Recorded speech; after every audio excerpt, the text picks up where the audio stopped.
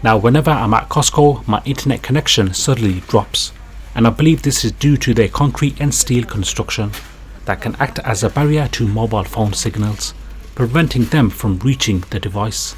So the only way I find out to improve the connection is switching to 5G. On your Android phone, go to Settings, Connections, Mobile Networks, switch your network to 5G. This is if your smartphone is compatible and your network provider has given you this service.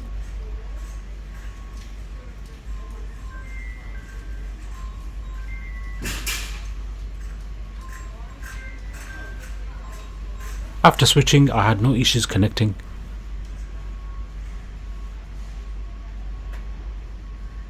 This internet connection issue can also happen in other big stores too. Remember guys, by switching to 5G, it will take more battery power to run that signal.